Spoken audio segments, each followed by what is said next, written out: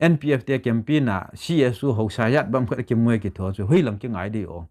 hi chi ni khat ni thum sunga ku ki in pin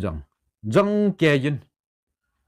WL hang sin nomination bolding a boy ku ne na tiwa ahung din kit lo pha na boy ku mong ki tipui ne ti kit wa mi na zo ding man wa chu zo thwa na to good wa na zo la ding man wa chu thu non diu yong ta lo pi chu ama wang nam pin ngai chat pen chu pi ham bol win lang i boy new song ki phung do ta hi chi thi le thi hin le hin tin bol tau ti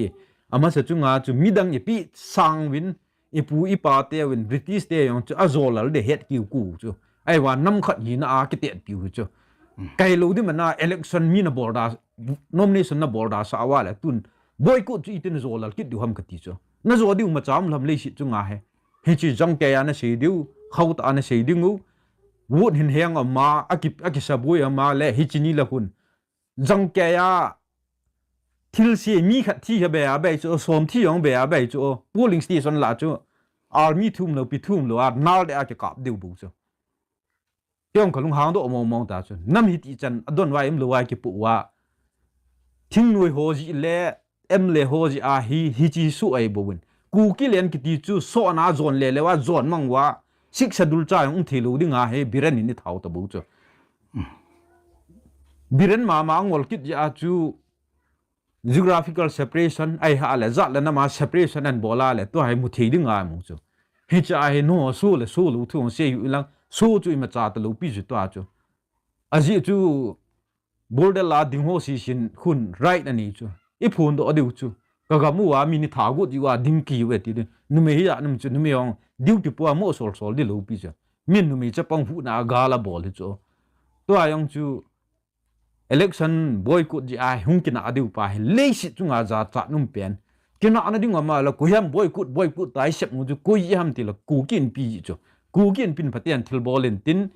ke in fon lang ke wa za da si sang wa election boycott mo dang ki pui nomination ki kham ti in gam la si na tu jun clarification aza jan bolte be taw aki sei tu yo wa ama wang alungya lu ata hial chun ding pi ding a mi yu si umi chu to a ki num lo le ki tu mo yi wa a ki chi khat nai ki tham ne koi ma thing noi mi ki che hi we ta ni tha num wa le khui ka ha la hu ki wet min lang hi chi ka to ding ka to khon na to ju wam ga la ya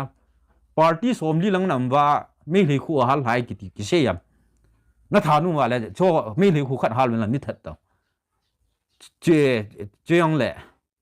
ki to ding ki chi ding hoi abor thi nam wa ni that ta khu ka sa nai sai lo pi no mi chang me hi te ni tu bon ki lung hang ke ya e ho le ho chat mo hi la ki la yu hom mi pha hi igam sung wa hene de ongai tu lo na tu na cha te ding wa yong thil nu mum ding ni khat le me thal le la niu le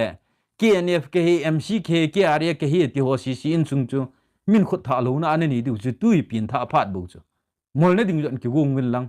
mi pi lung ge le pi ham ti yo he win ka ti num hin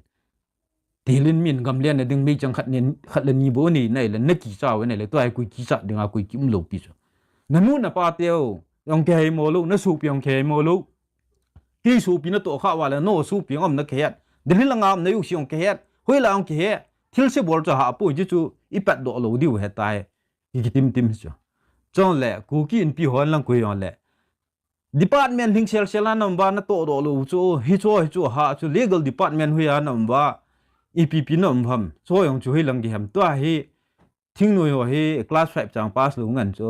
amon duty pu wa walun tal ho to langai ho service ki chu da na lam ko khu PIP e bo lu cho angai ne lo ngam tum ni niu le ke thu koi thum lo election phatia ding dungu mi pi na dei cho ke hat ding cho chu na tol ding ai bon no civil society an lai man wa chu MDC on ki pi di lo chief minister na tu di yong lo hi ji chu he thim du yu ai mu men ho cha lo hin chon let na to ki ti pian nang chu e ma qualification qualified hi dung ju ai to dingu me le tian nu ya song phat nung ki thot la cheng khat ni e ju wa i vai cha no chu chini la chun mi pha ngai to sa awal hin na tuition few yang lo min tin le kha yang frin sim bin na tin bhara yang bai cha chan tu win na tin tu a hi gal ki sen jong min lai na ta pu na ta suman thot na le ki vi na changa new relief thil jong hi tai bolu hi chi ta san the hi lon CSO ki to chu ku ki len mu pha le i ma cha pan nam te lo chu tu na pan nam pe wa ki ta ten na jia mu pu do lang mi pi ding na tong we cho là election chu kui pa ham thu kha se ya chu la son ma boy ku ditu la boy ku chu bol ta be le ki chai yin hi chi kalwa la si be ding am pun i khel le wa le bui diu hin i thi wa la kui mang dham i ho ki mang be mp kai na la hi talo i ma cha kai na la hi talo hin chi boy ku na bol ding wa chu pha pen he cái bao